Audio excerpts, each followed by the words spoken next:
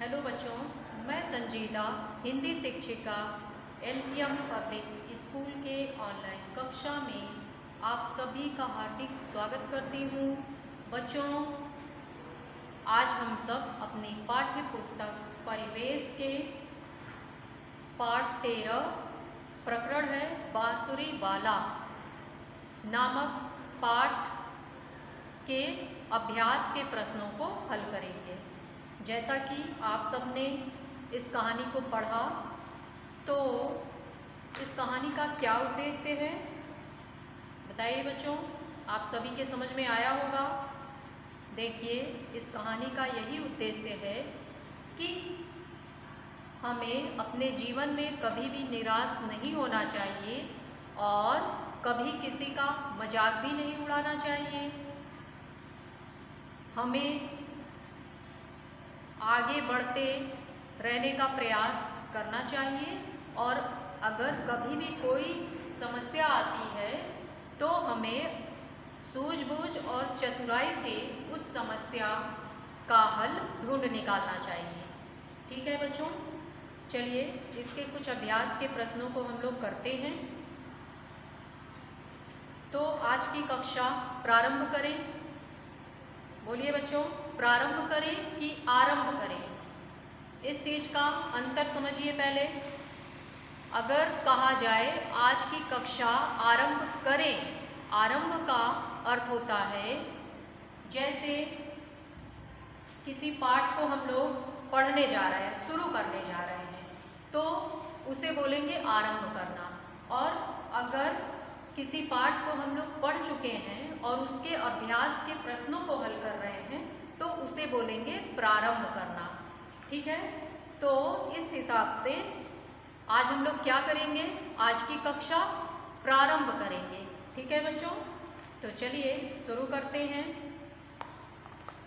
देखिए, इसमें प्रश्न नंबर 2 है, इन काव्य पंक्तियों को बोलचाल के रूप में लिखिए। उदाहरण के लिए एक बताया गया है, अब है आपकी बारी। इसे हम लोग कैसे बोलते हैं? अब आपकी बारी है। इसी प्रकार झोली है मेरी खाली, इसमें आप क्या लिखेंगे? चलिए लिखते चलिए। दूसरे का क है, इसमें आप लिखेंगे मेरी झोली खाली है। मेरी झोली खाली है।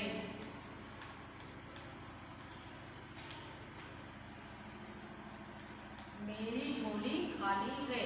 ख में किया है तुमने क्या, इसमें लिखेंगे तुमने क्या किया है। तुमने क्या किया है।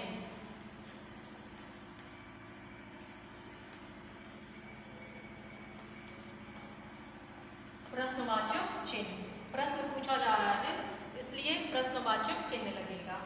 नहीं है भाता आपको, इसको क्या लिखेंगे? आपको नहीं भाता है। आपको नहीं भाता है। ठीक, कोण विराम। चलिए इसके बाद देखिए, भाषा की बात में पहला दिया है, समान अर्थ वाले शब्दों के सामने सही का निशान लगाना है। विनती, विनती का क्या अर्थ होता है? उदास, प्रार्थना, भगवान, प्रार्थना। ठीक है, प्रार्थना पर टिक करिए। फिर है स्थान, इसका क्या अर्थ होता है? जगह, जगह पर टिक करिए। फिर है कपड़ा, इसका क्या अर्थ होता है? वस्त्र, टिक करिए। तंग, तंग का अर्थ होता है परेशान, इस पर भी टिक करिए।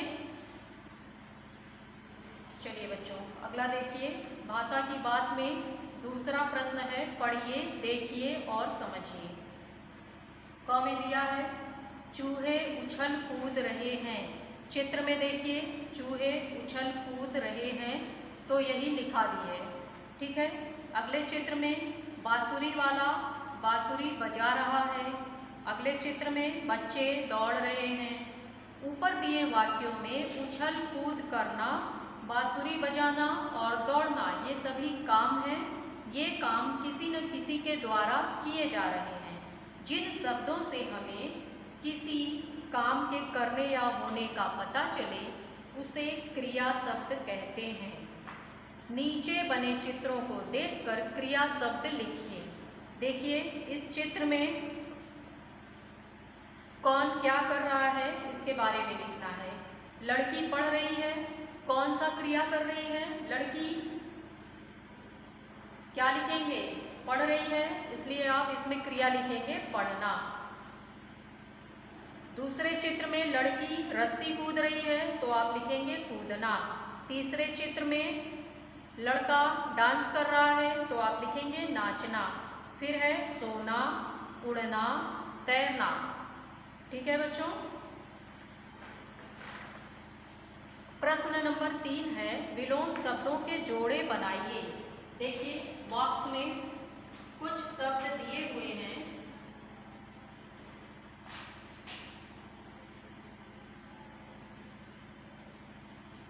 उनमें से विलोम शब्दों के जोड़े बनाने हैं। चलिए लिखिए जल्दी। जल्दी का विलोम क्या होगा, बॉक्स में दिया है देर। ठीक है, जल्दी का देर। फिर है शहर। शहर का क्या दिया है, गांव। शहर का गांव। पुराना का नया। पुराना नया। पीछे इसका दिया है आगे। पास का क्या विलोम दिया है, दूर। सुंदर का दिया है असुंदर। बॉक्स में देखते रहिएगा, उसी में से लिखना है, उसमें जो है उसी को लिखना है, अपने मन से और कुछ नहीं लिखना है। अंदर का दिया है अंदर, इसका क्या दिया है, अंदर का दिया है बाहर। दुखी का दिया है, क्या दिया है, सुखी।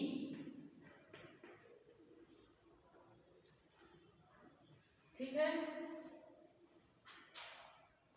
चलिए इतना लिख लीजिएगा कॉपी में। पहले अपनी बुक में लिखिएगा, इसके बाद कॉपी में। अब देखिए आगे दिया है सोच समझ की बात। कुछ वाद्य यंत्र दिए हुए हैं। देखिए इसमें लिखा है नीचे संगीत के वाद्य यंत्रों के चित्र दिए हैं। इनमें से कुछ मुंह की फूंक से, कुछ हाथ की थाप से तथा कुछ तार छेड़कर बजाए जाते हैं। चित्र देखिए और उनके नाम सही जगह पर लिखिए। बांसुरी। बांसुरी कैसे बजती है, फूंक मारकर। ठीक है। फिर है एक तारा, ढोलक, नगाड़ा, शहनाई, सितार, वीणा, तबला, शंख। तो इनमें से छांट कर आपको लिखने हैं। सबसे पहले आपको लिखना है मुंह की फूंक द्वारा। मुंह की फूंक से क्या क्या बजता है, यहाँ पर लिखिए। मुंह की फूंक से देखिए, मुंह की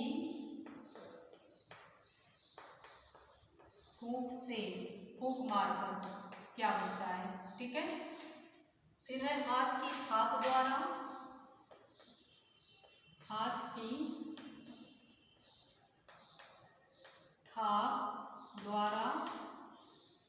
इसके बाद है तार छेड़कर। तार छेड़कर। ठीक। मुंह की फूंक से क्या क्या बजता है, चित्र में देखकर बताइए।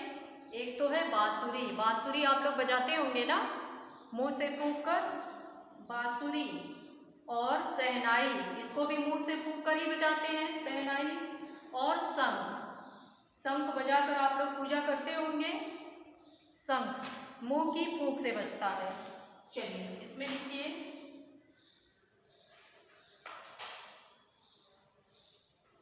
बांसुरी, बांसुरी। और क्या है? शहनाई। और क्या है? शंख। इसके बाद है हाथ की थाप द्वारा। हाथ से क्या क्या बजता है थाप द्वारा? तबला। तबला आप लोग देखे होंगे कैसे बजता है, ऐसे। इसके बाद नगाड़ा और ढोलक। ढोलक भी आप सभी बजाते ही होंगे, ठीक है। नगाड़ा, ये सब हाथ की थाप द्वारा बजते हैं। चलिए लिखिए, तबला, ढोलक और नगाड़ा, ये सभी हाथ की थाप द्वारा बजते हैं। फिर है तार छेड़कर। तार से क्या क्या बजता है? एक तारा। और क्या है? चित्र देखकर बताइए। एक तारा, वीणा, सितार, ये सभी तार द्वारा बजते हैं।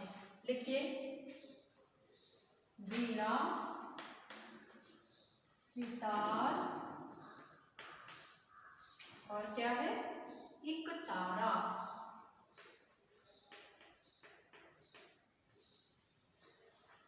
ठीक है, आप सभी इसे अपनी पुस्तक में लिखिए, CW की कॉपी में लिखिए और फेयर कॉपी में भी लिखिए, ठीक है। हाँ, एक होमवर्क आप सबका है, आगे दिया हुआ है, कुछ करने की बात। इसे आप सब अपने से करेंगे। नीचे कुछ महान संगीतज्ञों के चित्र हैं, इंटरनेट से उनके बारे में जानकारी प्राप्त कीजिए तथा उन्हें उनके द्वारा बजाए जाने वाले वाद्य यंत्रों से रेखा खींचकर मिलाइए। इसे आप लोग गूगल से सर्च करके लिखेंगे कि उस्ताद जाकिर हुसैन क्या बजाते हैं, किसके लिए प्रसिद्ध हैं? तबले के लिए, ठीक है। तो तबला से आप मिलान करेंगे। ऐसे ही और भी चित्र में जितने लोग बने हुए हैं आप मिलान कर लीजिएगा, ठीक है बच्चों। ये आपका होमवर्क है। तो चलिए, आज आपका ये पाठ 13